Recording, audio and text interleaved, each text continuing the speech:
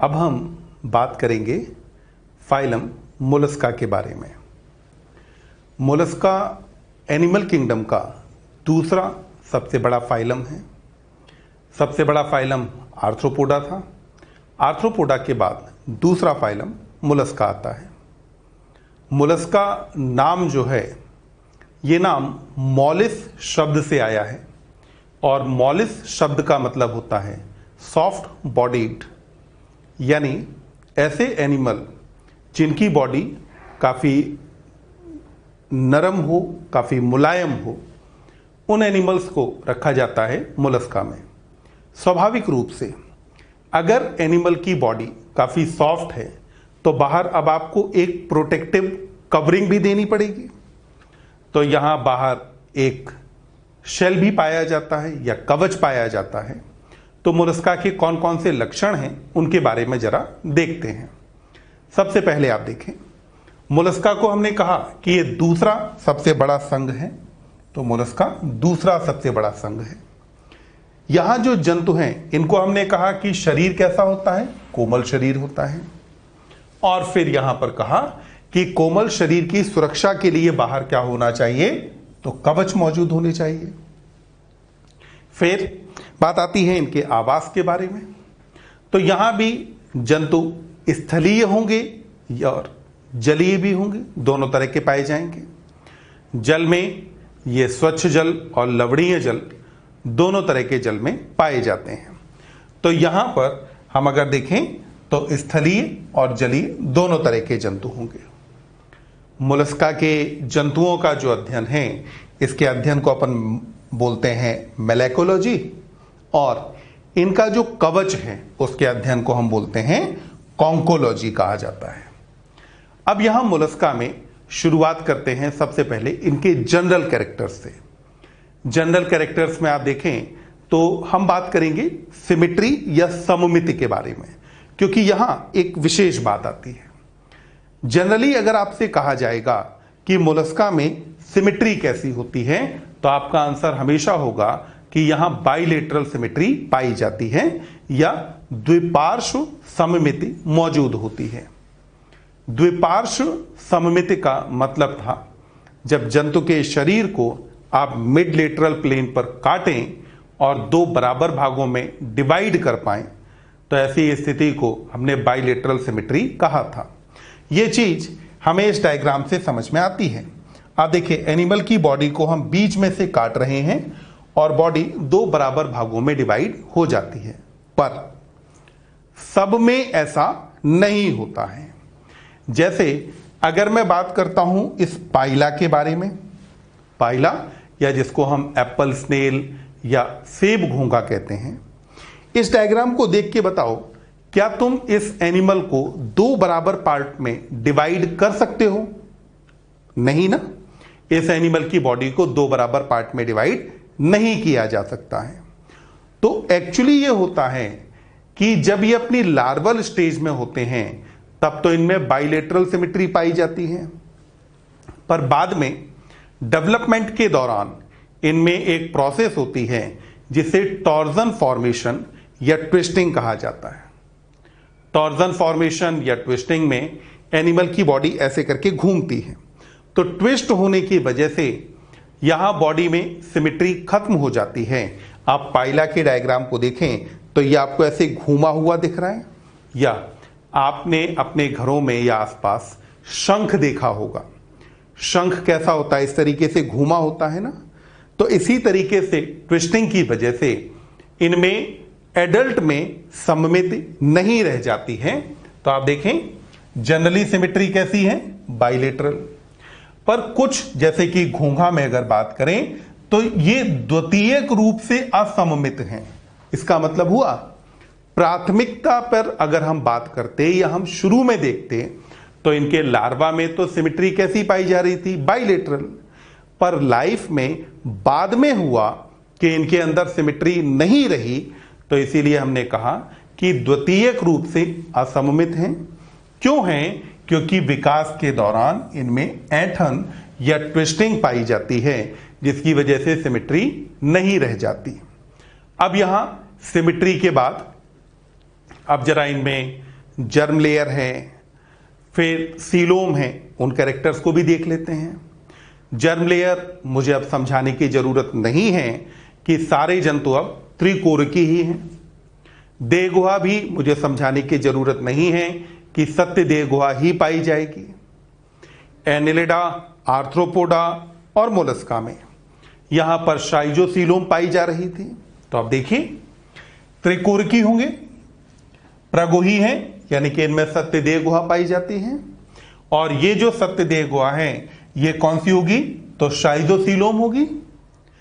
संगठन आपको पता ही है कि अंगतंत्र प्रकार का संगठन इनमें पाया जाएगा। ये डायग्राम हम पहले ही समझ चुके हैं कि ये यहां पर हो गया अंदर की मीसोडर्म, ये हो गई बाहर की मीसोडर्म, ये है बॉडी वॉल और ये हो जाती है गट वॉल। बीच की इस गुहा का नाम ही क्या है? सीलोम है या देह गुहा नाम है। अब यहां आगे हम बात करते हैं इनकी बॉडी कैसी दिखती है, बॉडी में कौन कौन से पार्ट्स होते हैं वो चीजें। तो यहां पर एनिमल की जो बॉडी है इसको हम 3 पार्ट में डिवाइड करते हैं। कौन कौन से पार्ट हैं देखें। पहला पार्ट हेड, दूसरा पार्ट विसरल हम्प और तीसरा पार्ट होता है मस्कुलर फुट। तो बॉडी को कितने पार्ट्स में डिवाइड करते हैं? आंसर होगा 3।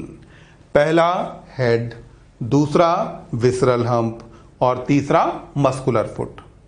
हेड में माउथ होगा, ज्यादातर सेंसरी ऑर्गन मौजूद होंगे। जो विसरल ऑर्गन यानी कि अंतरांग हैं वो यहां मौजूद होंगे विसरल हम्प में।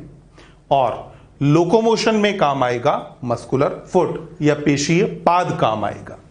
तो यहां देखिए शरीर में भाग कौन कौन से हैं? सिर है, पेशीय पाद है और अंतरांगी कुकुद या विसरल हम्प पाया जाता है।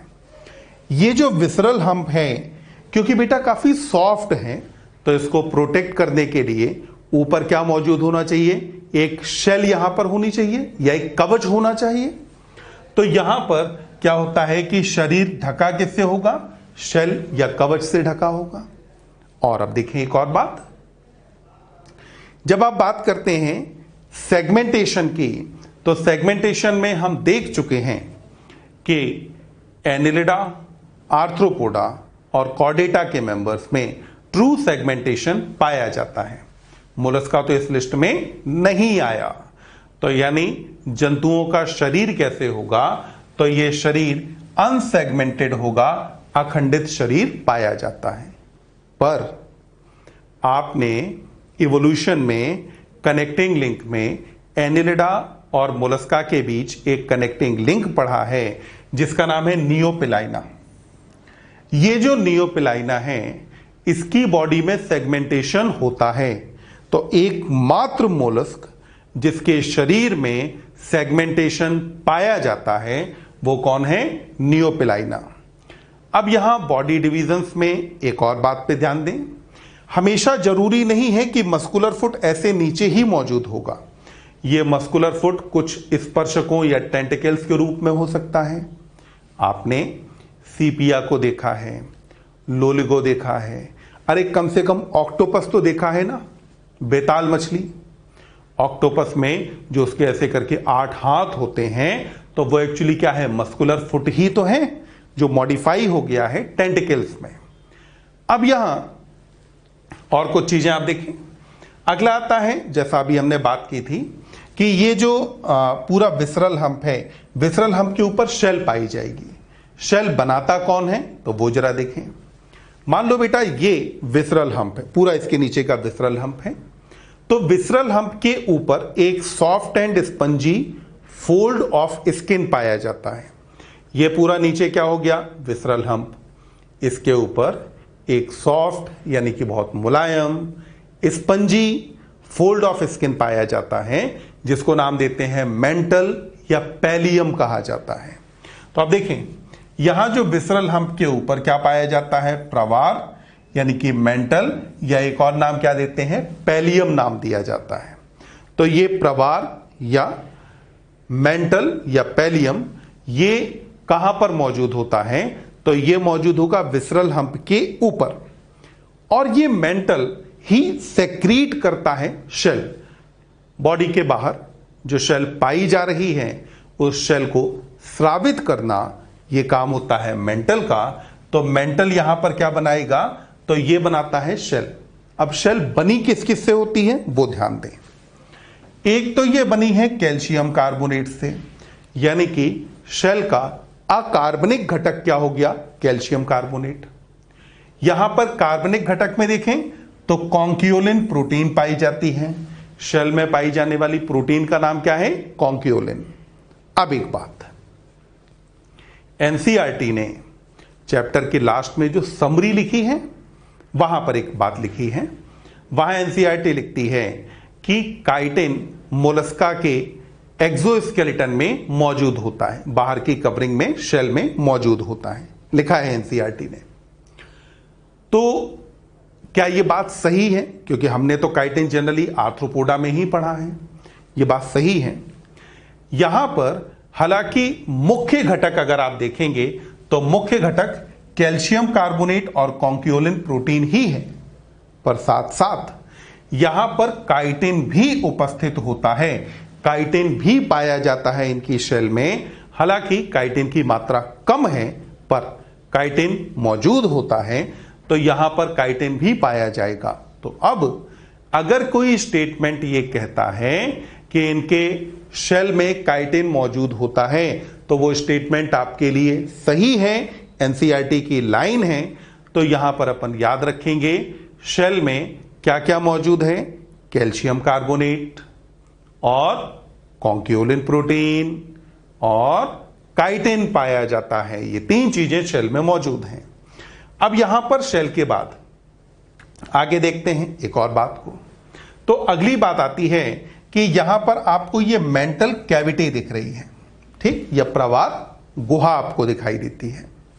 ये जो मेंटल है ये बेटा देखो ऐसे करके यहां तक गया और फिर यहां से ये फोल्ड होकर के ऐसे आ जाता है, फिर इस तरीके से, ठीक।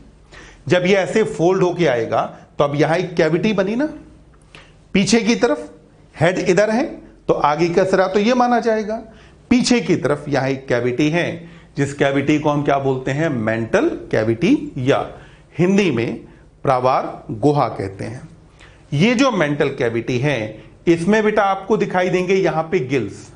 मेंटल कैविटी में क्या मौजूद होगा, तो ये जो मेंटल कैविटी है इसमें यहां पर बेटा मौजूद होते हैं फेदर लाइक गिल्स, यहां पर पाए जाते हैं। और ये जो फेदर लाइक गिल्स मौजूद हैं इनके द्वारा श्वसन होगा। गिल्स हैं तो काम इनका श्वसन ही होगा ना। तो यहां पर आप देखें प्रवार गुहा पाई जाती है। कहां पर पाई जाती है, तो ये हम्प और मेंटल के बीच, जब ऐसे करके मेंटल फोल्ड हुआ तो हम्प और मेंटल के बीच का स्पेस बना, जिस स्पेस को आपने क्या कहा, मेंटल कैविटी। मेंटल कैविटी में क्या मौजूद है, पंख के समान क्लोम जिनको टिनिडिया भी कहा जाता है ये पाए जाते हैं। और जो क्लोम या गिल्स हैं वो आप देखें न केवल यहां पर बल्कि जहां भी पाए जाते हैं, तो क्लोम या गिल्स आपको एक बहुत ही सॉफ्ट सा एक सरफेस प्रोवाइड कर रहा है। बॉडी और बाहर जो पानी है उनके बीच में एक बहुत ही मुलायम सा सरफेस प्रोवाइड कर रहा है। तो इससे होकर के न केवल गैसीय विनिमय होता है, ये तो मुख्य कार्य है ही, इसके साथ उत्सर्जन भी होता है। मछलियों में हम कहते हैं ना कि किडनी का बहुत ज्यादा रोल नहीं होता अमोनोटेलिक में, अमोनिया डायरेक्टली डिफ्यूज हो जाती है। यहां भी जो ये क्लोम या गिल्स मौजूद हैं ये न केवल श्वसन में रोल प्ले करते हैं बल्कि साथ ही साथ ये उत्सर्जन में भी रोल प्ले करते हैं। तो श्वसन और उत्सर्जन दोनों में रोल कौन प्ले कर रहा है, ये गिल्स यहां रोल प्ले करते हैं। एनिमल में जो किडनी पाई जाती है वो वेस्ट मटेरियल फिल्टर करके यहां तक पहुंचाती है, आगे उसको डिफ्यूज आउट करना या आगे पानी में वो मिलेगा किसके लेवल पर, गिल्स के लेवल पर। अब यहां एक बात ध्यान दें, जब हमने शुरू किया था मोलस्का तब मैंने आपको कहा था कि जंतु जलीय और स्थलीय दोनों प्रकार के हैं। जो जलीय हैं उनकी समस्या तो निपट गई, जलीय वालों को क्या चाहिए था, गिल्स, तो उनका काम तो हो गया। क्या करें उनका जो कि स्थल पे रहते हैं, तब कैसे सांस लेंगे, तो इसके लिए इनमें एक लंग्स जैसी स्ट्रक्चर पाई जाती है जिसको पल्मोनरी सैक कहा जाता है। तो आप देखें, ये जो पाइला है ये स्थल पर किसके द्वारा करेगा? पल्मोनरी सैक के द्वारा श्वसन करता है, और जब जल में होगा तो गिल्स के द्वारा श्वसन करेगा। इसका मतलब अगर किसी मोलस्क के बारे में आपसे कहा जाए कि वह स्थल पर किसके द्वारा श्वसन करेगा, तो आपका आंसर क्या होगा? फुफ्फुसीय कोश या पल्मोनरी सैक। और जल में किसके द्वारा करेगा, तो अब आपका आंसर यहां पर क्या हो जाएगा? गिल्स या टेनिडियम आपका आंसर होगा। अब जरा इनकी आहार नाल के बारे में देखते हैं। आहार नाल स्वाभाविक रूप से पूर्ण ही होगी, मुख और गुदा दोनों संरचनाएं पाई जाएंगी। जैसे इस चीज को हम इस डायग्राम में देखें तो यहां देखें, ये एनिमल के अंदर माउथ मौजूद है, फिर इसके बाद देखो यहां से ये इसकी आहार नाल गई, ये इसकी आहार नाल गई, और ये आहार नाल आगे चल करके क्या हुआ? मेंटल कैविटी में जाके खुल गई। तो यहां पर मुख और गुदा दोनों संरचनाएं हैं। इसका मतलब है कि आहार नाल तो पूर्ण है। अब यहां विशेष बात यह है कि इसके मुख में एक अंग पाया जाता है जिसको रेडुला या हिंदी में रेतनांग कहा जाता है। तो यहां पर मुख में क्या पाया जाता है? ये संरचना है जिसको हम बोलते हैं रेडुला। क्या कहा जाता है? रेडुला कहते हैं। ठीक, रेडुला जो है इस पर अगर आप देखें तो रेडुला पर इस तरीके से क्या होता है? कई सारे दांत लगे होते हैं। अब आप देखो रेडुला पर कितने सारे दांत हैं। यहां जो दांत हैं उनका नंबर 10, 20, 50, 100 न होकर के हजारों में नंबर होता है। सबसे ज्यादा दांत यहीं पाए जाते हैं। तो मुख में क्या पाया जाता है? रेती के समान घिसने वाला अंग जिसको हम क्या बोलते हैं? रेडुला कहते हैं। और रेडुला पर जो दांत हैं ये अनुप्रस्थ पंक्ति में लगे होते हैं। तो दांत कैसे होंगे? अनुप्रस्थ पंक्ति में लगे होंगे। रेडुला को कुछ आप समझें तो आप जैसे सैंड पेपर या रेगमाल देखा है जो लकड़ी या किसी चीज को घिसने के काम आता है। तो जैसे सैंड पेपर में हम ऐसे करके बैक एंड फोर्थ मूवमेंट जो करें आगे पीछे, तो उससे क्या होता है कि जो चीज है वो घिसेगी ऐसे करके। तो वही रेडुला में होता है। रेडुला इसका काम करता है आगे पीछे की तरफ, और रेडुला के आगे पीछे होने से भोजन धीमे धीमे करके घिसता जाएगा और भोजन के छोटे छोटे कण मुक्त होते जाएंगे। तो मुख गुहा में रेती के समान अंग पाया जाता है जिसका नाम क्या है? रेडुला। अब यहां मुख गुहा के बाद फिर आगे देखते हैं। तो अगली बात आती है इनमें परिसंचरण के बारे में। अब आप कहेंगे कि सर श्वसन कहां गया? तो श्वसन तो हम पहले बात कर चुके हैं जब हमने कहा कि फेदर लाइक गिल्स पाए जाते हैं, पल्मोनरी सैक पाए जाते हैं, तो श्वसन तो वहीं पे कवर हो गया। परिसंचरण में बात करते हैं। परिसंचरण देखिए, खुला किस किस में था? आर्थ्रोपोडा, मोलस्का, हेमिकॉर्डेटा, इनमें खुला परिसंचरण पाया जा रहा था। तो यहां पर परिसंचरण कैसा होगा? खुला परिसंचरण पाया जाएगा। पर ध्यान रखें, अगर हम बात करते हैं सेफेलोपोड मोलस्क के बारे में तो वहां पर यह परिसंचरण बंद होता है। सेफेलोपोड में आप याद रखेंगे लोलिगो, सीपिया, ऑक्टोपस। किस किस को? लोलिगो, सीपिया, ऑक्टोपस, ये सेफेलोपोड में आते हैं। तो सेफेलोपोड में परिसंचरण कैसा है? बंद है। यानी एनसीईआरटी ने जो दो डायग्राम दिए हैं पाइला का और ऑक्टोपस का, तो पाइला में कैसा है? खुला। ऑक्टोपस में कैसा होता है? बंद। यहां पर अगर खुला परिसंचरण सामान्यतः पाया जा रहा है तो खुले परिसंचरण में तो क्या मौजूद होना चाहिए? साइनस पाए जाने चाहिए। तो यहां पर क्या होगा कि कुछ रक्तपात्र या साइनस पाए जाएंगे, या बॉडी कैविटी, कुछ छोटी छोटी कैविटीज में डिवाइडेड होती है जिनको साइनसेस कह दिया जाता है। या आप कहें कि जो हीमोसील हैं वो छोटी छोटी कैविटीज में डिवाइडेड हैं और इन कैविटीज को हम साइनसेस कहते हैं। यहां पर जो श्वसन वर्णक पाया जाता है इसका नाम है हीमोसाइनिन। श्वसन वर्णक का नाम क्या है? हीमोसाइनिन। आप याद करें, हमने प्रॉन में भी इसके बारे में बात की है कि कॉपर युक्त श्वसन वर्णक पाया जाता है। तो यहां पर श्वसन वर्णक कौन सा पाया जाएगा, तो हीमोसाइनिन श्वसन वर्णक होता है। अब यहां पर अगली बात आती है, परिसंचरण में याद क्या रखना था हमको। पहली बात खुला परिसंचरण है, दूसरी बात यहां पर बंद किस में होता है, सेफेलोपोड में, सीपिया, ऑक्टोपस, लोलिगो इनमें। यहां पर जो ब्लड होगा वो किसके अंदर जाकर के बॉडी कैविटी जो है उसमें कुछ साइनसेस होंगे, वहां पर भर जाता है। अगला हम लेते हैं इसमें उत्सर्जन के बारे में।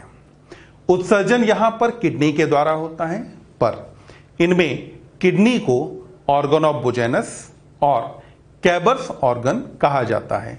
तो एक्सक्रीशन के लिए क्या पाया जाता है, तो कैबर के अंग या बुजेनस के अंग, बस आप नाम याद रखेंगे।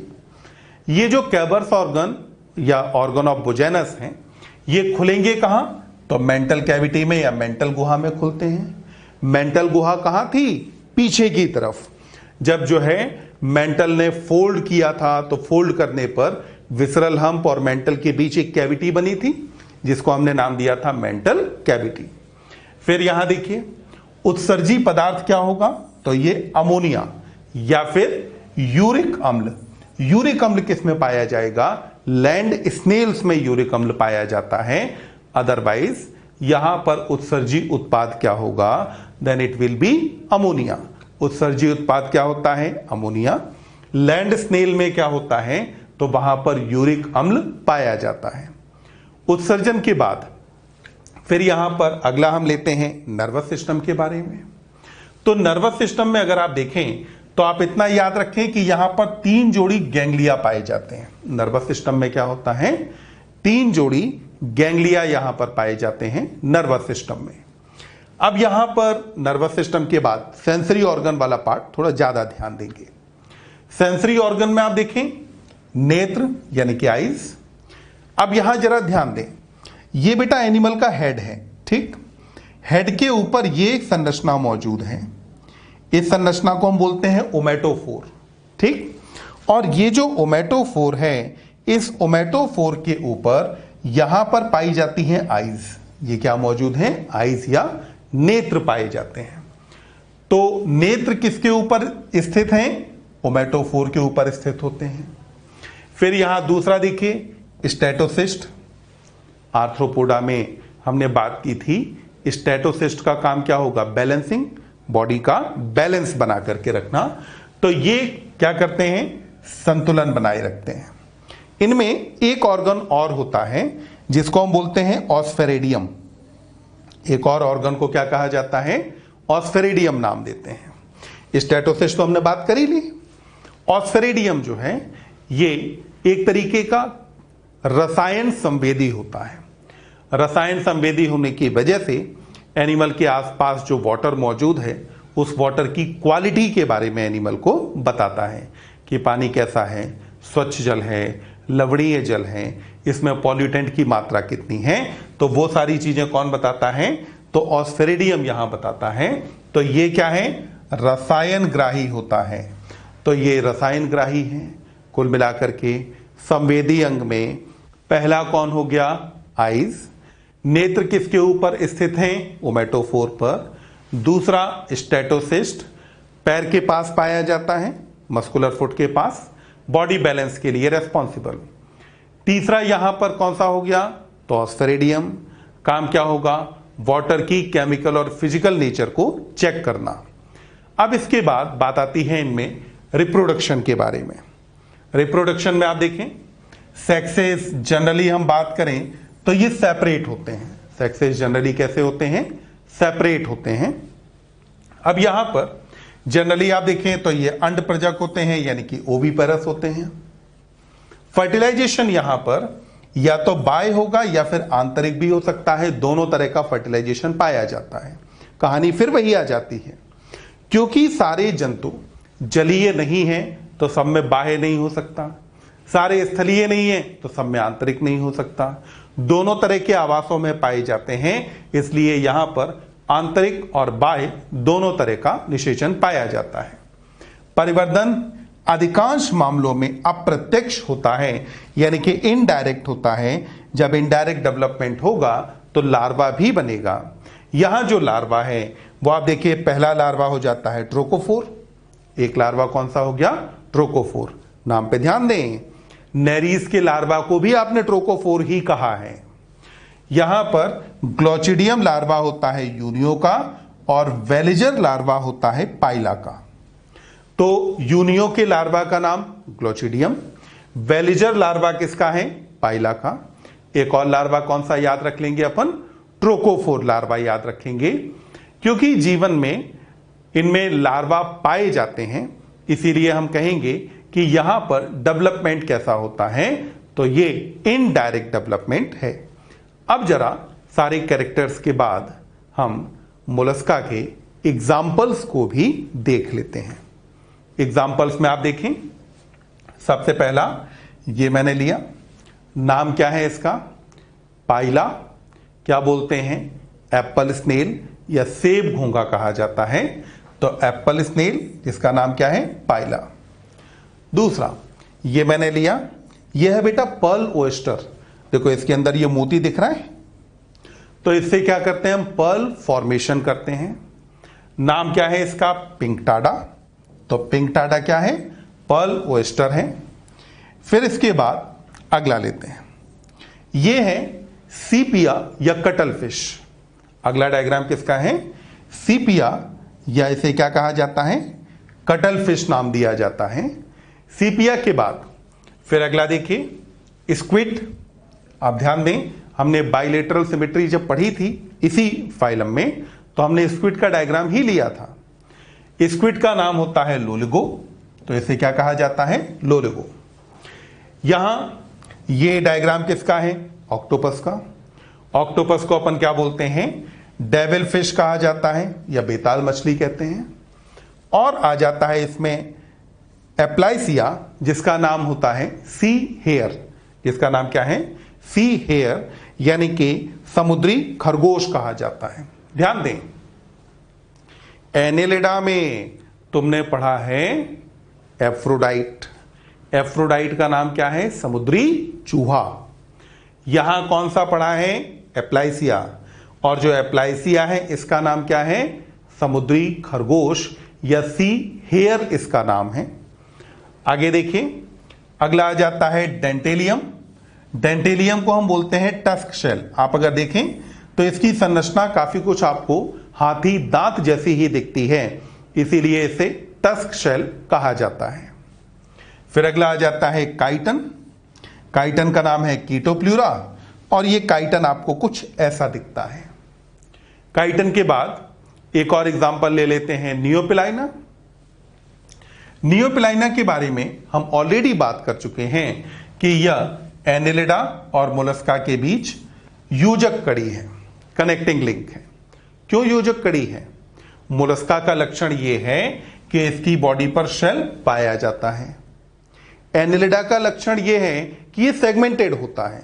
तो दो अलग अलग फाइलम के कैरेक्टर्स हैं, तो इसीलिए हम क्या बोलते हैं? संयोजी कड़ी कहते हैं। फिर कुछ और एग्जाम्पल जिनको एक बार हम जल्दी से देख लेते हैं। डोरिस को बेटा क्या बोलते हैं?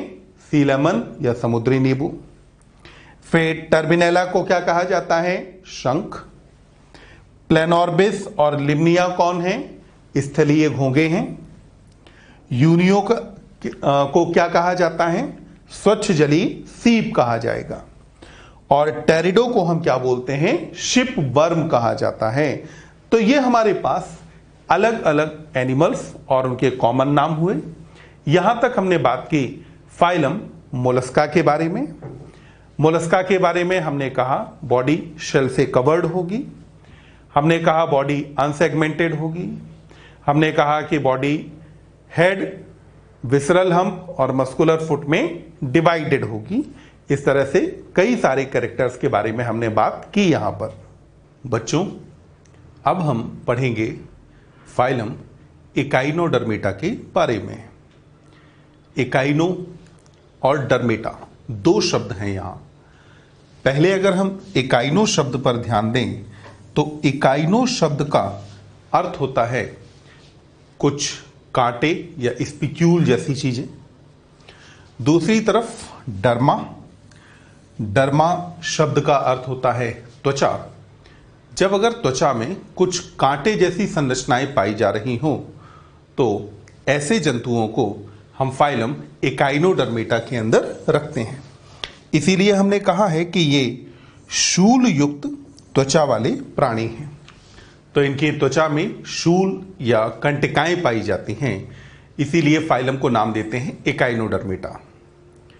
अगर हम इन मेंबर्स को देखें तो एकाइनोडर्मेटा के सारे मेंबर केवल समुद्री जल में पाए जाते हैं। बच्चों ध्यान देना, इससे पहले हमने एक और फाइलम टीनोफोरा पढ़ा था जिसके सारे मेंबर केवल समुद्री जल में पाए जाते हैं। तो टीनोफोरा के बाद अगला फाइलम जिसके सारे मेंबर केवल समुद्री जल में पाए जाते हैं वो हो जाता है एकाइनोडर्मेटा। तो यहां एकाइनोडर्मेटा के जो मेंबर्स हैं ये कैसे रहेंगे? सारे जंतु समुद्री होते हैं। और जैसा आपने अभी यहां देखा होगा तो इनमें क्या होता है कि ये समुद्र के तल पर पाए जाते हैं और इनमें बहुत धीमे धीमे गति होती है। आप अगर देखें तो यहां आपको कुछ ये नीचे की तरफ संरचनाएं दिख रही हैं जो आगे पीछे हो रही हैं। इन संरचनाओं को बेटा हम नाम देते हैं ट्यूब फीट या नालपाद कहा जाता है। इनके द्वारा बहुत धीमे धीमे गति होती है। तो कहां मौजूद होंगे? समुद्री जल में। समुद्र में कहां पाए जाएंगे? तल पर। क्या गति होती है? हाँ, तेज या धीमी, तो बहुत धीमी गति इनके अंदर पाई जाती है। तो हम याद रखेंगे कि ये समुद्र के तल में रहते हैं और गति कैसी रहेगी? तो यहां पर धीमी गति पाई जाती है। अब बात आती है कि अगर हम अलग अलग एकाइनोडर्म्स को देखें तो ये हमें कैसे दिखते हैं या इनका शेप कैसा होता है। तो यहां पर हम अगर स्टारफिश को देखते हैं तो वो हमें तारेनुमा दिखाई देती है। अगर हम सी लिली या एंटीडॉन को देखें तो वो हमें कुछ फूल के जैसा दिखाई देता है। अगर हम समुद्री खीरा या कोकुमेरिया को देखें तो इसकी संरचना हमें बेलनाकार दिखाई देती है। और इकाइनस को देखते हैं तो यह हमें लगभग गोल जैसा दिखाई देता है। तो आप देखें संरचना कैसी रहेगी? तो यहां पर सितारेनुमा, बेलनाकार, ग्लोबाकार, डिस्क के समान और ये पुष्प के समान होते हैं। देखिए सी लिली आपको कैसा दिखाई दे रहा है? फ्लावर के समान दिखाई दे रहा है या पुष्प के समान। होलोथुरिया को अगर आप देखें तो ये जंतु आपको बेलनाकार दिखाई दे रहा है। भाई खीरा बेलनाकार ही होता है ना, तो इसीलिए तो नाम दिया है समुद्री खीरा। फिर यहां नाम में ही आ जाता है सितारा, तो ये सितारा मछली कैसी हो गई? स्टार शेप्ड हो गई। और यहां पर लगभग गोल आपके पास कौन बचा? तो ये सी अर्चिन या इकाइनस है जिसकी संरचना लगभग गोल होती है। अब यहां अगली बात आती है, हमने जो इसे नाम दिया था एकाइनोडर्मेटा, वो नाम किस आधार पर था वो बात करते हैं। इनमें कैल्शियम कार्बोनेट की बनी पट्टियों का अंतःकंकाल पाया जाता है और उन पट्टियों से कुछ स्पाइंस या स्पिक्यूल्स बाहर की तरफ निकले होते हैं। तो कैल्शियम कार्बोनेट की बनी पट्टियां अंतःकंकाल के रूप में और वहां से कुछ स्पाइंस बाहर की तरफ निकले होंगे। क्योंकि त्वचा से बाहर निकले हुए स्पाइंस हमको दिखते हैं, इसीलिए हमने फाइलम को नाम दिया था एकाइनोडर्मेटा। तो आप देखें यहां पर कैल्शियम युक्त अंतःकंकाल पाया जाता है और त्वचा यहां पर कैसी है? शूल युक्त है, इसीलिए संघ का नाम क्या रखा गया? एकाइनोडर्मेटा। अब देखें यहां पे आपको कई सारे ये स्पिक्यूल जैसे दिखाई दे रहे हैं। तो ये जो बाहर की तरफ स्पिक्यूल निकले हैं, इन्हीं के कारण फाइलम को नाम एकाइनोडर्मेटा दिया जाता है। अब यहां एकाइनोडर्मेटा की स्किन पर अगर हम बात करें तो कुछ संरचनाएं पाई जाती हैं। ये जो संरचनाएं हैं ये इन जंतुओं की त्वचा को साफ रखने के काम आती हैं।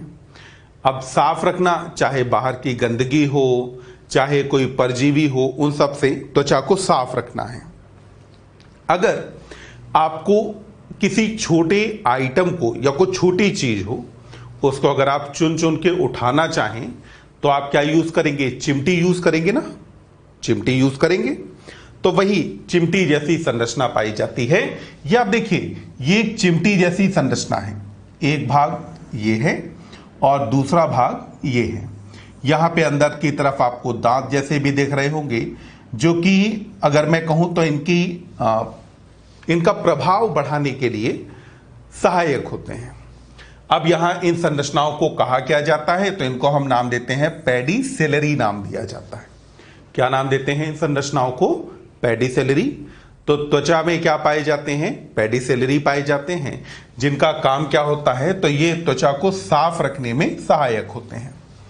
त्वचा में कांटे या शूल जैसी संरचनाएं पाई जाती हैं। ये बात तो हम पहले 2-3 बार कर ही चुके हैं। तो यहां त्वचा में पेडिसेलरी जो पाए जाते हैं, इनका काम क्या होता है? ये त्वचा को साफ रखने में सहायक होते हैं। अगर हम इकाइनोडर्म्स की बॉडी में सिमेट्री या सममिति को देखें, तो यहां पर जीवन की अलग अलग अवस्थाओं में अलग अलग प्रकार की सममिति पाई जाती है। जैसे जब आप बात करते हैं लार्वा की, तो लार्वा में बाइलेटरल सिमेट्री पाई जाती है। वहीं जब आप बात करते हैं एडल्ट की, तो एडल्ट में पेंटामेरस रेडियल सिमेट्री पाई जाती है। लार्वा में बाइलेटरल, एडल्ट में रेडियल सिमेट्री पाई जाती है। तो इस बात को जरा देखते हैं। ये हमने इकाइनोडर्म के लार्वा दिखाए हैं। जैसे आप देखें, अगर मैं मान लो इसके बारे में बात करूं, तो क्या इसके शरीर को यहां से 2 बराबर भागों में विभाजित किया जा सकता है? तो हां, किया जा सकता है। यहां अगर हम देखें, क्या शरीर 2 बराबर भागों में विभाजित हो रहा है? तो हां, 2 बराबर भागों में विभाजित किया जा सकता है। यहां पर अगर आप देखें, तो हम इसकी बॉडी को ऐसे करके डिवाइड करेंगे, क्योंकि ये डायग्राम बेटा हमें लेटरल साइड से दिखाया है। ठीक, ये डॉर्सल या वेंट्रल साइड से नहीं है।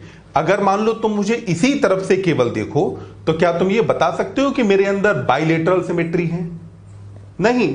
तो ये डायग्राम आपको ऐसे ही दिखाया गया है, लेटरल साइड से।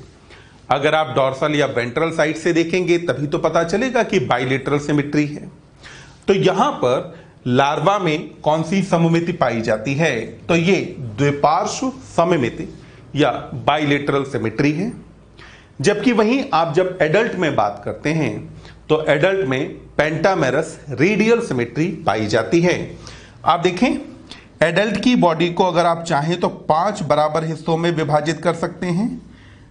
यहां पर आप देखें, ऐसे करके हमने यहां एडल्ट की बॉडी को 5 बराबर भागों में विभाजित किया। तो ऐसी सिमेट्री को पेंटामेरस रेडियल सिमेट्री कहा जाता है। आप केवल रेडियल सिमेट्री याद रखेंगे, तो इकाइनोडर्मिटा में याद रखना है कि लार्वा में बाइलेटरल सिमेट्री होती है, जबकि एडल्ट में पेंटामेरस रेडियल सिमेट्री या रेडियल सिमेट्री पाई जाती है। सिमेट्री के बाद अब जरा जर्म लेयर्स वगैरह देख लेते हैं। तो जर्म लेयर में अगर मैं बात करूं, तो एनिमल कैसे होंगे? स्वाभाविक रूप से ये त्रिकोरकी या ट्रिप्लोब्लास्टिक ही होंगे। अगर हम संगठन देखते हैं, तो अंगतंत्र स्तर का संगठन पाया जाएगा। अगर हम यहां देह गुहा की बात करते हैं, तो इनके अंदर ट्रूसीलोम पाई जाएगी, जो अब एंटेरोसीलोम हो जाएगी। आप ध्यान दें, शाइजोसीलोम एनिलिडा, आर्थ्रोपोडा और मोलस्का में पाई जा रही थी। यहां इकाइनोडर्मेटा, हेमिकॉर्डेटा और कॉर्डेटा के मेंबर्स में जो सीलोम पाई जाएगी, ये एंटेरोसीलोम होगी। तो यहां पर ध्यान दें, अंगतंत्र स्तर का संगठन पाया जाता है। यहां पर त्रिकोरकी हैं और ये सत्य देहगुही हैं। सत्य देह गुहा इनमें कौन सी पाई जाएगी? तो यहां पर पाई जाने वाली जो देह गुहा है, ये होगी बेटा एंटेरोसीलोम। पाई जाने वाली देह गुहा कौन सी होगी? तो ये देह गुहा यहां पर होती है एंटेरोसीलोम पाई जाती है। अब यहां देह गुहा के बाद आगे कैरेक्टर देखते हैं। तो अगला अगर मैं कैरेक्टर देखूं, तो यहां पर हम ले सकते हैं इसमें जल संवहन तंत्र या वाटर वेस्कुलर सिस्टम। अब ध्यान देंगे, हमने मिलते जुलते से 2 नाम पढ़े। पॉरीफेरा में जो पाया जा रहा था उसका नाम कैनाल सिस्टम था, या दूसरा नाम वाटर ट्रांसपोर्ट सिस्टम था। ध्यान दें, पॉरीफेरा में कैनाल सिस्टम या वाटर ट्रांसपोर्ट सिस्टम पाया जाता है। इकाइनोडर्मेटा में यहां वाटर वैस्कुलर सिस्टम या एम्बुलेक्रल सिस्टम पाया जाता है। तो अगर वाटर ट्रांसपोर्ट सिस्टम कहा जाए तो वो किसका है? पॉरीफेरा का। अगर वाटर वैस्कुलर सिस्टम कहा जाए तो ये कैरेक्टर किसका है? इकाइनोडर्मेटा का। वहां पर ट्रांसपोर्ट का मतलब क्या हुआ? तो हम कहें कि परिवहन, ठीक। और यहां पर वैस्कुलर में अगर हम बात करें तो वैस्कुलर का मतलब क्या हुआ? संवहन। तो हम इन शब्दों पर बहुत ध्यान देंगे क्योंकि शब्द इधर उधर करने पर उत्तर हमारा बदल जाएगा। तो जब भी क्वेश्चन आएगा हम बहुत ध्यान देंगे कि कैनाल सिस्टम और वाटर ट्रांसपोर्ट सिस्टम कहां है? पॉरीफेरा में। वाटर वैस्कुलर सिस्टम या एम्बुलेक्रल सिस्टम कहां है? इकाइनोडर्मेटा में। तो यहां पर वाटर वैस्कुलर सिस्टम पाया जाता है। एक सिंप्लीफाइड फॉर्म में समझ लेते हैं क्या होता है। तो यहां पर यह बेटा एक प्लेट जैसी संरचना पाई जाती है जिसका नाम है मैड्रीपोराइट। प्लेट जैसी संरचना है जिसका नाम क्या होता है? मैड्रीपोराइट। यह मैड्रीपोराइट वो जगह है जहां से वाटर एनिमल की बॉडी में एंटर करता है। मैड्रीपोराइट से अब ये वाटर पहुंचता है यहां पर इस कैनाल के अंदर। देखो यहां पे एक कैनाल बनी है ना, इस कैनाल में गया और इस कैनाल को नाम दिया जाता है स्टोन कैनाल। तो मैड्रीपोराइट से वाटर कहां पहुंचा? स्टोन कैनाल में। स्टोन कैनाल आगे खुलती है रिंग कैनाल में। ये वाली कैनाल आप देखें, क्या ये आपको रिंग जैसी शेप में या आपको वृत्ताकार दिख रही है? तो हां, ये वृत्ताकार है, इसीलिए इस कैनाल को नाम क्या दिया गया है? रिंग कैनाल नाम देते हैं। ये रिंग कैनाल से स्टारफिश की हर एक भुजा में 5 भुजाएं होती हैं, हर एक भुजा में एक एक कैनाल जाती है। जो लाइन किसी सर्किल के सेंटर से पेरिफेरी तक खींची जाए उसको अपन रेडियस कहते हैं ना। तो उसी नाम के आधार पर ये जो कैनाल यहां से उत्पन्न हुई, आप देखें ये कैनाल यहां से गई, इस कैनाल को नाम क्या दिया जाता है? तो इसको हम नाम देते हैं रेडियल कैनाल। इसे क्या कहा जाएगा? रेडियल कैनाल कहा जाता है। और ये रेडियल कैनाल आगे चल करके खुलती है ट्यूब फीट में। ये आगे चल करके किस में खुलेगी? ट्यूब फीट में। आप देखें रेडियल कैनाल के साथ ये जो संरचना पाई जा रही है, इसी संरचना का नाम है ट्यूब फीट। ये ट्यूब फीट बेटा कुछ ऐसी संरचना होती है इस तरीके से। और ये जो ट्यूब फीट है इसमें ये वाला जो पार्ट है, इस पार्ट को हम नाम देते हैं एम्पुला। इस वाले पार्ट का नाम क्या होता है? एम्पुला। और ये जो नीचे की तरफ पार्ट है, इस वाले पार्ट को कहा जाता है सकर या इसको चूषक कहा जाएगा। तो अगर आपसे कहा जाए कि वाटर वैस्कुलर सिस्टम में वाटर का मूवमेंट कैसे कैसे होता है, तो सबसे पहले नंबर पर कौन आएगा? मैड्रीपोराइट। दूसरे नंबर पर कौन आएगा? तो रिंग कैनाल। सॉरी, दूसरे नंबर पर अगर हम देखें तो यहां दूसरे नंबर पर आ जाता है बेटा आपका ये स्टोन कैनाल, ये दूसरा नंबर। फिर इसके बाद तीसरे नंबर पर रिंग कैनाल आ जाती है। चौथे नंबर पर रेडियल कैनाल होगी और 5वें नंबर पर यहां आ जाता है ट्यूब फीट। तो इस तरीके से वाटर का ट्रांसपोर्ट होता है। ये वाटर ट्रांसपोर्ट के लिए पाया जाने वाला वाटर वैस्कुलर सिस्टम जो है, ये क्या क्या काम करता है एनिमल्स में, तो वो जरा देखते हैं। तो यह भोजन को पकड़ने में सहायक है, यह प्रचलन यानी कि लोकोमोशन में सहायक है, भोजन के परिवहन यानी कि ट्रांसपोर्ट में सहायक है और श्वसन में सहायक होता है। तो काम क्या क्या होता है? प्रचलन यानी कि लोकोमोशन या मूवमेंट, भोजन को पकड़ना यानी कि कैप्चर ऑफ फूड, भोजन का परिवहन यानी कि ट्रांसपोर्ट ऑफ फूड, एनिमल की बॉडी के अंदर भोजन के परिवहन के लिए ये जिम्मेदार होता है, और श्वसन यानी कि रेस्पिरेशन के लिए भी रेस्पॉन्सिबल होता है। तो ये अलग अलग काम हो जाते हैं वाटर वेस्कुलर सिस्टम के, जो पाया जाता है इकाइनोडर्मिटा में। यहां पर ध्यान दें, पॉरीफेरा में पाया जाने वाला वाटर ट्रांसपोर्ट सिस्टम ये सारे काम कर रहा था, पर क्या नहीं करता था, तो वो था यहां पर प्रचलन।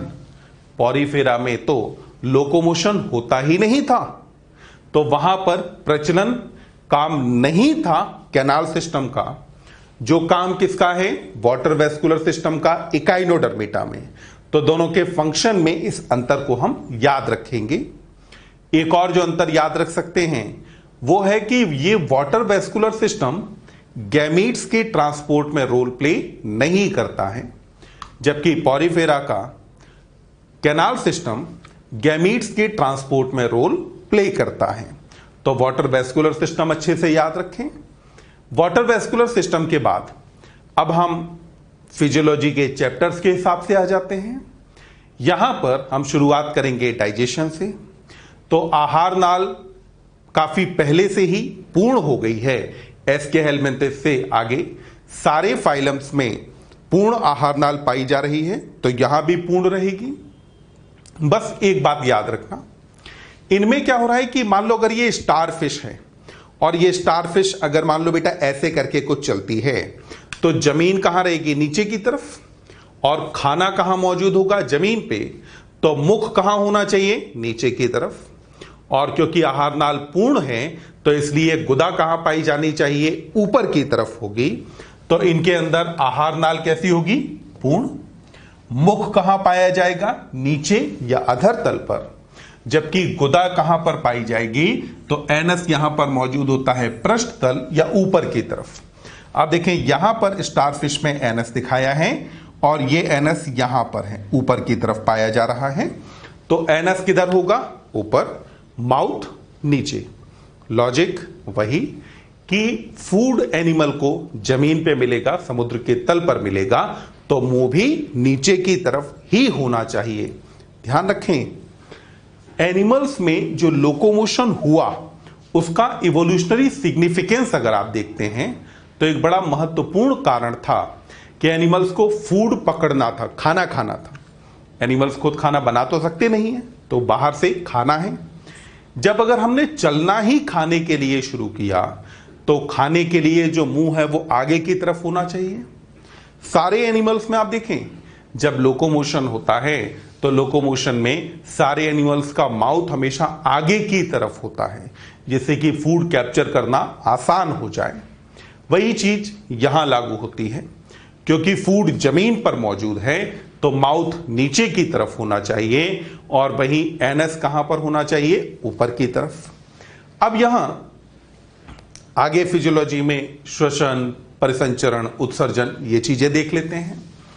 श्वसन में अगर बात करें तो यहां पर क्या पाए जाते हैं? गिल्स पाए जाते हैं, और गिल्स को हम डर्मल ब्रैंकी या पैपुली नाम देते हैं।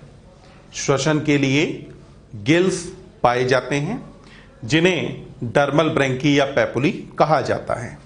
श्वसन के बाद परिसंचरण तंत्र अगर आप देखें तो ये ह्रासित होता है, काफी डीजेनरेटेड होता है। और अगर पूछ लिया जाए कि ओपन या क्लोज में से कौन सा होगा, तो हम दोनों में से ओपन टाइप का सर्कुलेशन यहां पर मानते हैं। आप इवन अगर देखें तो हम सर्कुलेशन में जब हमने डिवाइड किया ओपन और क्लोज में, तो ओपन में हमने शुरू में पढ़ा कि साहब ये पाया जाता है आर्थ्रोपोडा, मोलस्का, इकाइनोडर्मेटा और हेमिकॉर्डेटा में। पर जब भी अगर बात आई तो मैंने जनरली हमेशा नाम लिया आर्थ्रोपोडा, मोलस्का, हेमिकॉर्डेटा इनका। इकाइनोडर्मेटा का ज्यादा नाम इसलिए नहीं लिया क्योंकि इकाइनोडर्मेटा में जो सर्कुलेटरी सिस्टम है वो बहुत ज्यादा डेवलप्ड नहीं है। और क्यों नहीं है उसका कारण है वाटर वेस्कुलर सिस्टम, क्योंकि इनके पास पदार्थों के परिवहन के लिए पहले से एक तंत्र मौजूद है, तो परिसंचरण तंत्र की इनको बहुत ज्यादा आवश्यकता नहीं रह गई। यहां अगर बात करें उत्सर्जन के बारे में तो क्लियरली याद रखें, एनसीईआरटी की लाइन है, इनमें उत्सर्जी तंत्र नहीं पाया जाता। इनमें कोई भी उत्सर्जी अंग या उत्सर्जी तंत्र नहीं पाया जाता है तो उत्सर्जन तंत्र अनुपस्थित होगा। एनिमल बहुत सिंपल से हैं, तो इसलिए इनमें जो एक्सक्रीटरी प्रोडक्ट है वो अमोनिया होगा। या दूसरा तरीका याद रखने का, ऐसे याद रख लो कि एनिमल्स के आसपास खूब सारा पानी अवेलेबल होता है। जब वाटर खूब सारा अवेलेबल हो तो एनिमल में एक्सक्रीटरी प्रोडक्ट क्या हो जाता है, अमोनिया। तो यहां पर उत्सर्जी अपशिष्ट कौन सा होगा, तो ये अपशिष्ट यहां पर हो जाता है अमोनिया। और अमोनिया जब भी रहा है तो हमेशा अमोनिया का निष्कासन शरीर सतह द्वारा किया गया है। तो इसको बाहर किसके द्वारा निकालेंगे, शरीर सतह द्वारा बाहर निकाला जाता है। उत्सर्जन के बाद जरा हम इनके तंत्रिका तंत्र को भी देख लेते हैं। अब देखें, एनिमल सी फ्लोर पर मौजूद हैं, थोड़ा थोड़ा सा लोकोमोशन करते हैं, तो जाहिर सी बात है कि इनमें नर्वस सिस्टम भी डीजेनरेटेड ही होना चाहिए। बहुत ज़्यादा अच्छा कोई ब्रेन या इस तरीके की बहुत संरचनाएं नहीं पाई जाएंगी। नर्वस सिस्टम में आप देखें तो इनमें क्या पाया जाता है, एक नर्व रिंग होती है। ये आप देखें, ये एक नर्व रिंग हो गई जो कि यहाँ सेंटर में मौजूद है। और इस नर्व रिंग से ओरिजिनेट होती हैं कुछ रेडियल नर्व्स जो कि हर एक आर्म में जा रही होगी। तो ये नर्व रिंग से निकलने वाली रेडियल नर्व्स हो जाती हैं जो कि हर आर्म में जा रही होती हैं। तो नर्व रिंग और रेडियल नर्व मिलकर के नर्वस सिस्टम बनाते हैं। तो नर्वस सिस्टम में क्या है, हमने कहा कि सरल होगा, कम विकसित होगा। क्या पाया जाएगा, तंत्रिका वलय यानी कि नर्व रिंग, और अरीय तंत्रिकाएं यानी कि रेडियल नर्व पाई जाएगी। मैंने कहा कि नर्वस सिस्टम बहुत कम डेवलप्ड है, तो ऑब्वियसली यहां पर मस्तिष्क अनुपस्थित होना चाहिए। मस्तिष्क इनके अंदर नहीं पाया जाएगा। फिर बात करते हैं जनन के बारे में। जनन में आप देखें लैंगिक जनन पाया जाएगा। इससे पहले भी तो दूसरे संघों में लैंगिक जनन ही अब मुख्यतः पाया जा रहा था। यहां पर क्योंकि जंतु जल में पाए जाते हैं तो निषेचन कैसा होना चाहिए, बाह्य होना चाहिए। तो यहां पर निषेचन कैसा रहेगा, बाह्य होगा। और स्वाभाविक रूप से सेक्सेस तो अब सेपरेट होंगे ही, यानी कि मेल और फीमेल अलग अलग होंगे। तो ऐसे एनिमल्स को हम क्या बोलते हैं, हेट्रोफ्रोडाइट कहते हैं। यहां जो लार्वा पाया जाता है, इस लार्वा का नाम होता है, स्टारफिश के केस में बाइपिन्नेरिया। ये बेटा स्टारफिश के लार्वा का नाम क्या होता है, बाइपिन्नेरिया। अगर लार्वा मौजूद है तो इसका मतलब हुआ कि डेवलपमेंट कैसा होगा, इन डायरेक्ट डेवलपमेंट हुआ ना। हमने कहा था कि अगर परिवर्धन में लार्वा अवस्था पाई जाए तो ऐसे डेवलपमेंट को हम क्या कहेंगे, इनडायरेक्ट।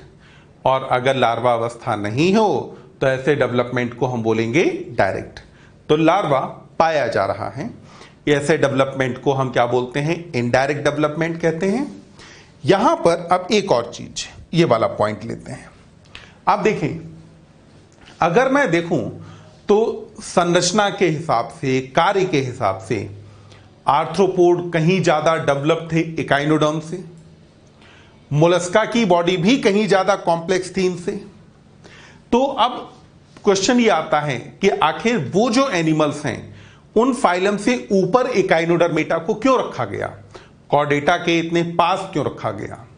तो इतने पास रखने के 3 कारण होते हैं, या 3 ऐसे लक्षण हैं जो कि कॉर्डेटा और इकाइनोडर्मेटा में समान होते हैं। पहला लक्षण एंटेरोसीलोम, हम पहले बात कर चुके हैं एंटेरोसीलोम के बारे में। जब सीलोम का विकास भ्रूण की आंत्र से होता हो तो ऐसी सीलोम को एंटेरोसीलोम कहा जाता है। यह लक्षण इकाइनोडर्मेटा और कॉर्डेटा दोनों के मेंबर्स में पाया जाता है। तो पहला क्या हो जाता है कि ये एंटेरोसीलोमेट है। दूसरा लक्षण, जब हमने बात की थी एम्ब्रियोनिक डेवलपमेंट में प्रोटोस्टोम और ड्यूटेरोस्टोम के बारे में, तो ड्यूटेरोस्टोम का मतलब था कि जिनमें ब्लास्टोपोर से गुदा का निर्माण होता हो और मुख का निर्माण बाद में हो, तो ऐसे जंतुओं को हम ड्यूटेरोस्टोम कहेंगे। यहां पर अगर देखें तो ये एनिमल भी ड्यूटेरोस्टोम में आते हैं भाई। इकाइनोडर्मेटा, हेमिकॉर्डेटा और कॉर्डेटा, ये 3 फाइलम ही तो ड्यूटेरोस्टोम में आते हैं। तो यहां पर एनिमल कैसे हैं? ड्यूटेरोस्टोम है। एक तीसरा कारण और, यहां पर जो अंतः कंकाल पाया जाता है उसकी उत्पत्ति मीसोडर्म से होती है। इनमें पाया जाने वाला अंतः कंकाल, उसकी उत्पत्ति किससे होती है? मीसोडर्म से। और हम अगर अपने अंदर बात करें तो हम अपने भी तो जब कंकाल के बारे में पढ़ते हैं तो हम पढ़ते हैं कि इसकी उत्पत्ति मीसोडर्म से होती है। तो कंकाल की उत्पत्ति मीसोडर्म से होती है। ये कैरेक्टर भी दोनों के बीच में कॉमन है। तो एक तीसरा कैरेक्टर यहां पर और कौन सा ले लेंगे हम? तो वो हम ले लेते हैं कि यहां पर मीसोडर्म से उत्पन्न या मीसोडर्म से बना हुआ अंतः कंकाल पाया जाता है। क्या पाया जाता है? मीसोडर्म से बना हुआ अंतः कंकाल मौजूद होता है। तो ये एक कैरेक्टर और हो जाता है जो कि शेयर किया जाता है कॉर्डेटा के साथ। तो इकाइनोडर्मेटा को कॉर्डेटा के इतने पास रखने का कारण क्या है? क्योंकि दोनों में 3 कैरेक्टर कॉमन होते हैं। पहला कैरेक्टर दोनों ही ड्यूटेरोस्टोम हैं, दूसरा कैरेक्टर दोनों ही एंटेरोसीलोमेट हैं, और तीसरा कैरेक्टर कि दोनों में अंतः कंकाल की उत्पत्ति मीसोडर्म से होती है। तो ये 3 कैरेक्टर्स यहां पर कॉमन होते हैं। अब इसके बाद कुछ एडिशनल चीजें और देख लेते हैं। मॉड्यूल में आप देखें नीचे की तरफ दी हुई है। पहला हम ले लेते हैं इसमें ऑटोटॉमी। तो यहां ऑटोटॉमी शब्द पर जरा ध्यान दें। ऑटो और टॉमी, जब भी बेटा टॉमी शब्द आता है तो टॉमी शब्द का मतलब होता है बॉडी के किसी पार्ट को कट करके निकाल देना, उसे कहा जाता है टॉमी। जैसे आपने वैसेक्टॉमी सुना होगा, ट्यूबेक्टॉमी आपने सुना है, तो वैसे ही यहां पर ऑटो मतलब क्या हुआ? सेल्फ, अपने आप। जब कोई एनिमल अपने आप अपनी बॉडी के किसी पार्ट को तोड़ दे, काट दे, तो इस प्रॉपर्टी को हम क्या बोलते हैं? ऑटोटॉमी कहा जाता है। जब भी स्टारफिश किसी खतरे में होती है तो ये अपनी भुजा का त्याग कर देती है या अपनी एक आर्म को तोड़ देती है। इस प्रॉपर्टी को हम बोलते हैं ऑटोटॉमी।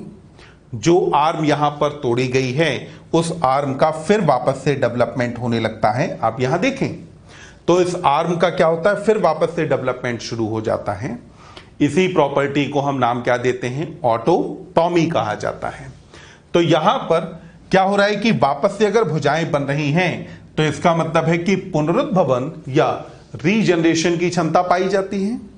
और यहां पर हमने क्या कहा कि अपनी भुजा को त्याग देती हैं और यह भुजा वापस से बन जाती है। इस प्रॉपर्टी को हम क्या बोलते हैं? तो हम इसे नाम देंगे ऑटोटॉमी कहा जाएगा। ऑटोटॉमी के बाद इकाइनोडर्मेटा के मेंबर्स में एक और कैरेक्टर ई विसरेशन पाया जाता है। अगले कैरेक्टर का नाम क्या है? ई विसरेशन। ई मतलब कि दूर, विसरा यानी कि अंतरांग। जब शरीर के अंतरांगों को बाहर निकाला जा सके तो इसको हम क्या नाम देते हैं? ई विसरेशन कहेंगे। तो ई विसरेशन में आप देखें ये बेटा होलोथूरिया है या सी का कंबर है जो कि अपने विसरल ऑर्गन्स को बॉडी से बाहर निकाल रहा है। तो यहां पर आप देखें जब भी अगर भय या गुस्से का समय होगा तो उस समय अपने अंतरांगों को बाहर निकाल देते हैं और इसी घटना को हम नाम दे देते हैं ई विसरेशन कहा जाता है। कहां पर पाया जा रहा है? होलोथूरिया यानी कि समुद्री खीरा में पाया जा रहा है। अब इसके बाद हम देखेंगे कि इकाइनोडर्मेटा के एग्जाम्पल्स कौन से हैं। तो सबसे पहले इकाइनोडर्मेटा सोचते ही हमारे दिमाग में स्टारफिश आ जाती है या सितारा मछली। नाम क्या है इसका? एस्टेरियास। तो पहला सितारा मछली या एस्टेरियास। ये एनसीईआरटी वाला डायग्राम है, अच्छे से याद रखेंगे। अगला हम ले लेते हैं इसमें सी अर्चिन, जिसे क्या कहा जाता है? इकाइनस। सी अर्चिन का नाम क्या होता है? इकाइनस नाम होगा। ये जो सी अर्चिन या इकाइनस है ये लगभग कैसा होता है, तो लगभग गोल जैसी संरचना होती है और आपको यहां शरीर से बाहर निकले हुए कंटिकाएं दिखाई दे रही हैं, तो ये इसमें पाई जाती हैं। इकाइनस में एक संरचना पाई जाती है जिसको नाम देते हैं अरस्तू की लालटेन। अब ये अरस्तू की लालटेन क्या है वो आप समझें। इनमें क्या होता है कि 5 ऐसे टीथ पाए जाते हैं, ठीक, 5 दांत हैं, ये ऊपर की तरफ, ये नीचे की तरफ, ऐसे करके एक गोल जैसी संरचना बनती है और फूड का मैस्टिकेशन करना या चबाने के लिए यह संरचना ऊपर नीचे ऐसे गति करती है। तो ऊपर नीचे ऐसे गति करने वाली जो ये संरचना बनी, इस संरचना को नाम दिया जाता है अरस्तू की लालटेन। अरस्तू की लालटेन किस जंतु में पाई जाती है, तो हमारा आंसर यहां पर होगा इकाइनस या सी अर्चिन में पाई जाती है। फिर एनसीईआरटी में अगला जो डायग्राम दिया है, डायग्राम ध्यान रखें, एक तो स्टारफिश का है, दूसरा एक और जो डायग्राम है जिसमें लगता है कि एक स्टारफिश को कुपोषण हो गया है, वो डायग्राम दूसरे एनिमल का है। एनिमल का नाम है ऑफियूरा या ब्रिटल स्टार, यानी कि भंगुर तारा। तो अगला लेते हैं, भंगुर तारा, नाम क्या है, ऑफियूरा। दोनों को पहचानने का तरीका कि यहां पर इसकी आर्म काफी पतली है जबकि वहां पर आर्म काफी मोटी थी। फिर यह हो जाता है एंटीडोन, या जिसको हम बोलते हैं सी लिली। तो एंटीडोन का दूसरा नाम क्या हो गया, सी लिली। और फिर हमने अभी ई विसरेशन में बात की, उससे पहले भी हमने समुद्री खीरे की बात की, तो वो एनिमल आ जाता है जिसका नाम क्या है, कुकुमेरिया। कुकुमेरिया को हम क्या बोलते हैं, समुद्री खीरा कहते हैं। और ध्यान देंगे, कुकुमेरिया के साथ हमने समुद्री खीरा का एक और नाम भी पहले प्रयोग किया है, होलोथूरिया। जब हम बात कर रहे थे ई विसरेशन के बारे में, तो उस समय मैंने होलोथूरिया शब्द का प्रयोग भी किया था। तो होलोथूरिया और कुकुमेरिया, ये दोनों जीनस के एनिमल्स को हम क्या बोलते हैं, सी ककम्बर, या हम इनको नाम देते हैं समुद्री खीरा। तो ये एग्जाम्पल थे इकाइनोडर्मेटा के। मुख्यतः याद रखें, जंतु पूर्णतया समुद्री होते हैं, उत्सर्जी तंत्र इनमें नहीं पाया जाता है। इनमें कैल्शियम कार्बोनेट की बनी हुई कंटिकाएं पाई जाती हैं जो शरीर से बाहर की तरफ निकली होती हैं। इनमें वाटर वेस्कुलर सिस्टम पाया जाता है जिसको हम एम्बुलेक्रल सिस्टम भी नाम देते हैं। तो ये कुछ मुख्य लक्षण और उदाहरण थे